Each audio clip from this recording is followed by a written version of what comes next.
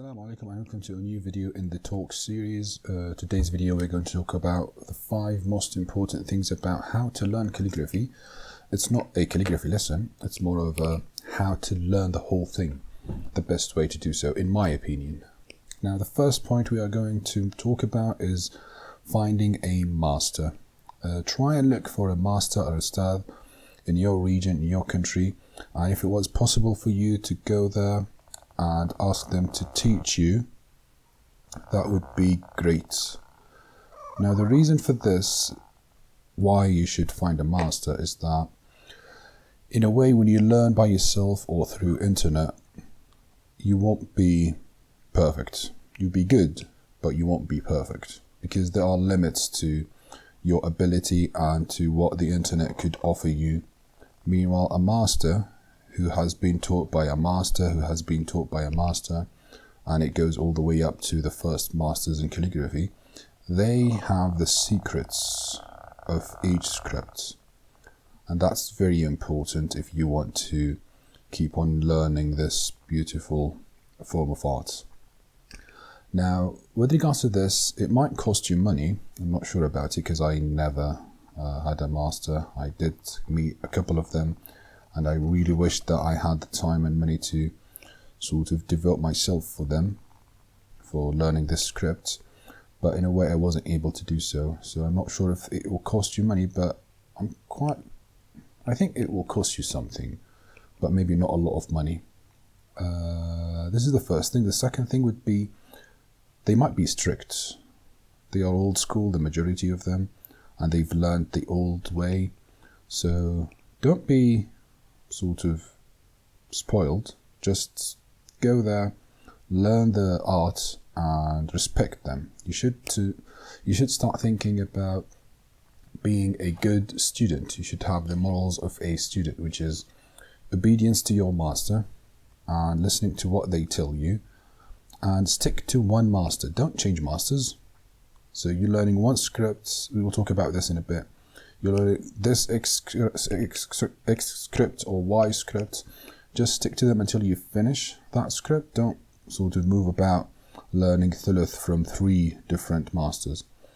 Because that's sort of, it's unrespectful to just go about changing masters in the same script. So find a master in one script, stick to them. They might not be talkative. They might be like a bit secretive or something like that. Don't mind that. You just need that piece of information from them. So get that information and go away. You don't have to live with them for the rest of your life. Also, you should have a degree of patience with them. Like, don't be childish. Do whatever they tell you to do. For example, if you wanted to learn thuluth and they told you no, you have to go back to ruqa, go back to ruqa. You're not losing anything. Actually, you are benefiting from it because this way you're learning more than one script. The reason they ask you to do so is that they want to make sure that you know the easy part before the hard part, because this way you will be a better calligrapher. And it doesn't make sense for you to know how to write thuluth but not ruqa. It's like learning the Quran without being able to read the Fatiha to Kitab. I mean, that doesn't make sense at all. So start with them, see what they ask you to do. So for example, they want you to start with ruqa, go back and do ruqa. Just be patient with them.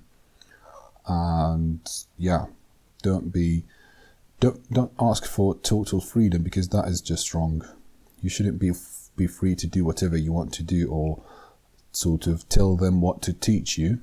No. I mean, of course, if you, for example, had Jazza in thuluth, and we will talk about Jazza in a bit. If you had an Jazza with thuluth and you just wanted an Jazza in Diwani from a different master, yeah, that's a different story. But you should stick to what they ask you to do. And for example, if they ask you to stick to one script and they just kept you there for years, yeah, they want you to learn the proper way. They don't want to give ijazah to someone who's not perfect. They basically just keep pressing you until you reach to the level of their skill. That's it. So stick to them and don't imagine that you will have the freedom to do whatever you want to do. They might have limited time, so you might have to go about practicing by yourself, and they will correct your practice every month or every sort of week, because they also have a life to attend to. This is the first point. The second point would be getting an Jazza. Now, Jazza is a certificate that you get once you finish a script with a master. Do I have an Jazza? No. Should I have one? Yes. But in my case, I have no time for that. And we do have a scarce amount of calligraphers here in this country. But if you had someone who can offer you an Jazza in any script, go and get it. Now, Jazza is a certificate that you get from a person who got it from a person who got, it's like the Jazza in the Holy Quran, where it keeps going until it reaches the Prophet. So everyone is known in that sort of piece of paper. You know where you're getting your certificate from, who are the masters of your master. And it is the thing that allows you to teach. Now, this is a very important point. Some cases you might find people giving Jazza without any Jazza themselves. They are out there. It's up to you if you want to continue with that. It's not that they are bad, no, but their Jazza is sort of not given to them by a master. They were self-taught, and that's it. In calligraphy, it's a bit different, because who was the first calligrapher? That's a very important question. And you've got several schools. Each one of them is offering an Jazza. For example, Jazza and Thuluth from a Turkish master, or in Diwani. Diwani is a very different script when we talk about the Arabian style or the Turkish style. So for that, you should sort of check who's the masters of that master, and I advise you to get one. Now, with regards to the Jazza, you will get Ruqa and Diwani together. Now, this Jazza is a sort of a modern thing. Previously, they didn't give this type of Jazza because it's not worth it. Then there's Nasikh and Thuluth. Now, this is the original one. So you get Nasikh and Thuluth together. Then you get Farsi alone. At least that's my knowledge of the topic. So Farsi is a hard script. So they will give you this by itself, and they will give you Nasikh and Thuluth by itself, or Nasikh by itself and Thuluth by itself. Ruqa and Diwani, back in the time, they will be like in the Nasikh and Thuluth, because you should be able to write Ruqa and Diwani perfectly without a teacher, because it's simple. Both of them are simple scripts. But yeah, these are the ways to get the Jazza and these scripts. I'm talking about the scripts that are handwritten. With regards to the Kufi, I'm not sure about that. So if you know anything about it, feel free to comment down below.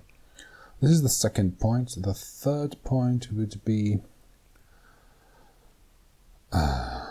is to sort of be patient.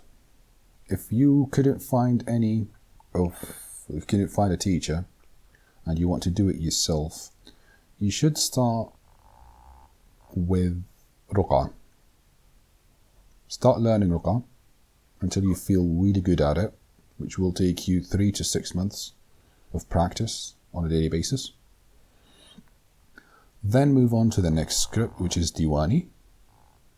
Once you do that, you finish with it. You move on to the next script, which is Nasikh.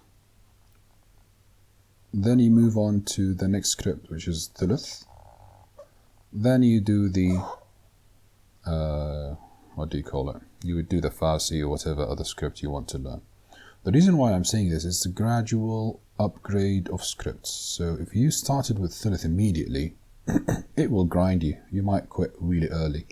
Even if you had the passion and the power, the motivation to learn it, it's very challenging to continue with Thuluth if you weren't sort of prepared for it through another script. So that's why I left the thuluth lastly because I know that people would start learning it, ignoring the other scripts, and there's a big chance they will quit. So yeah, don't do that. I know that you want to learn everything, but it doesn't happen in a one night, so you have to be patient. Sabr Jamil. As I said, you need 3 to 6 months doing it. Keep the practices that you do, check them after a while. Compare yourself to yourself. Do not compare yourself to others. This is a very crucial point. Now, you should mimic calligraphers. It's a really nice thing to do, and you need to practice to train your eye on spotting the shapes of great calligraphers. That's a very important thing to do. But do not compare your script to their script. You're still learning. This might just pull you down and it will just burn all the enthusiasm in you, and you might quit early. So keep a record of your practice, date them if you could. That would be a very good thing to do. And sort of compare yourself to yourself. Don't do it to other people. You could, if you had like friends who are learning, you could sit down and learn from each other in a way, like sit down and do a joint practice. That is nice, but don't compare yourself to them. Share ideas, but know at the end of the day they are learning just like you. This is the third point. The fourth point would be making the pen. Now, unfortunately, pens are very important, and the cut itself is something of a knowledge to learn, and it's a very old thing, like it's ancient. For example, the idea of calligraphers not giving away the secrets on how they cut the pens. There are stories in صبح الأعشى في صناعة الإنشاء للقلقشندي. It's a really nice book. In the chapter of the tools of writing, he talks about the pens, and he says he tells a couple of stories of people who cut the tip of the pen. So, for example, the calligrapher would come to the meeting and they will cut the tip so that no one would know how it looks like, so that they don't copy it, because the secret in good handwriting, and sometimes it's in the pen, like I would say 70% would be the pen, 30% would be the effort to learn the script. And yeah, I know it's kind of a surprise to some people, but this is a very important thing that people rarely think of. They think, yeah, you've got to learn, but again, the pen is really important. There's also another story about a guy who stole a pen from a calligrapher, and he said, suddenly my handwriting became really good. And when the master found that he stole the pen from him, he just kicked him away. Because, yeah, of course he would kick him away. He stole a pen from the guy. So, yeah, the pen is very important. And I'm just going to read some of the Ra'iyat Ibn al-Bawab, because he talks about the pen and how to cut it. We might actually go there in the future and sort of analyze some of the sort of lines in the poetry. So he says, يا من يريد إجادة التحرير ويروم حسن الخط والتصوير إن كان عزمك في الكتابة صادقا فارغب إلى مولاك في التيسير. So those are the two the first two lines. He talks about those who want to make their handwriting better. Then he starts talking about the pens. أعدد من الأقلام كل مثقف صلب يصوغ صياغة التحبير وإذا عمدت لبريه فتوخه عند القياس بأوسط التقدير. He starts talking about the beri. Now beri is basically the cutting of the pen on this side. انظر إلى طرفيه فاجعل بريه من جانب التدقيق والتخصير واجعل لجلفته قواما عادلا يخلو من التطويل والتقصير والشق والسطح ليبقى بريه من جانبيه مشاكل التقدير وكذاك شحمته اعتمد توسيطها لتكون بين النقص والتوفير حتى إذا أحكمت ذلك كله إحكام طب بالمراد خبير فاصرف لشأن القط عزمك كله فالقط فيه جملة التدبير. Now this is a very important line where he says that you need to put most of your effort into the cut of the pen because that's where the main point of the pen lies. It's in the tip of the pen. Then the next thing he says لا تطمعن في أن أبوح بسره إني أظن بسره المستور. Even Ibn al-Wahhab did not give too much details about the tip of the pen because that's a secret for him, and I guess each person for themselves.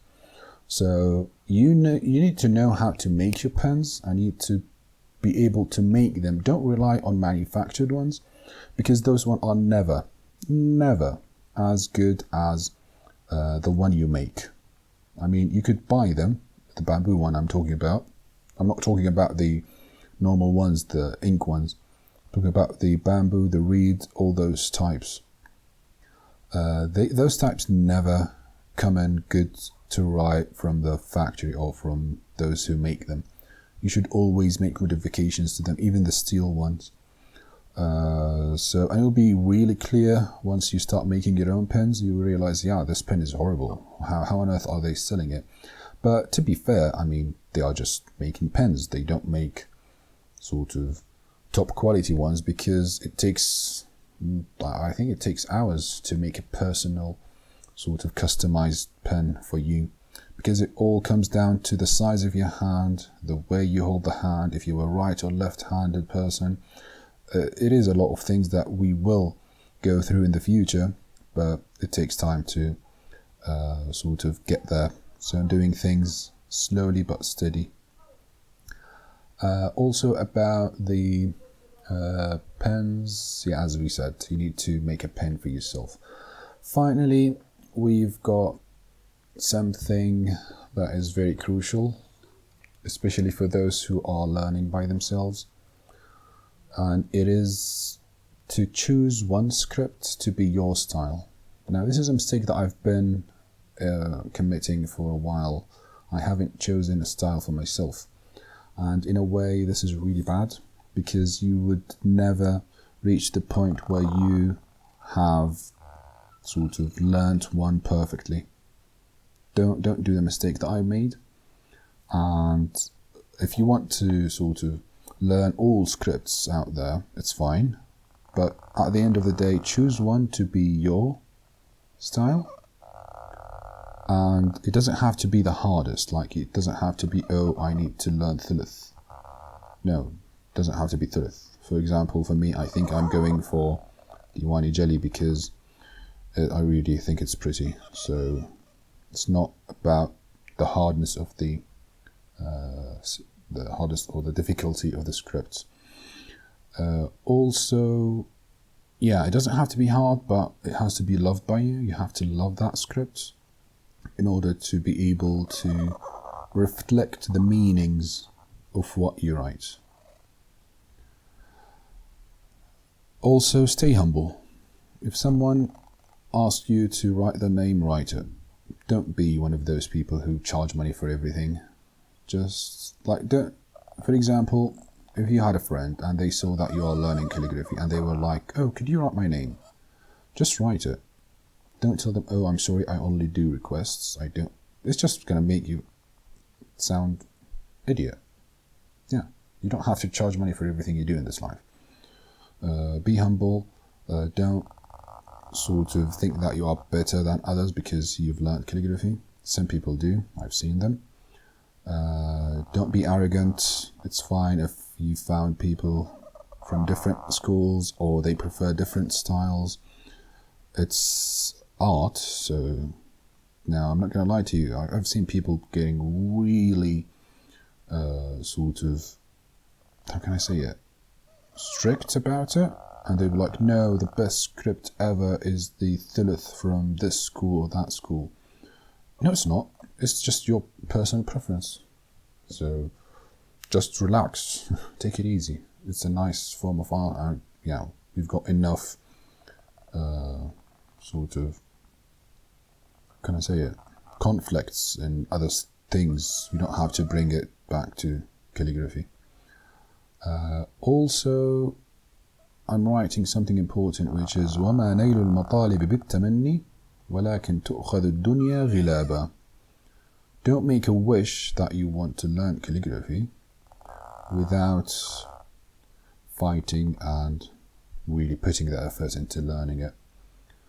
So وَلَكِنْ تُؤْخَذُ الدُّنْيا غِلَابًا by Ahmed Shawqi. So I hope this video was informative, and I just want to talk to you about the 5 main things that are important in my opinion, and I might talk about some of them in details in the future, but this is for today's video. I hope you enjoyed it. Have a nice day and see you in the next one. Goodbye.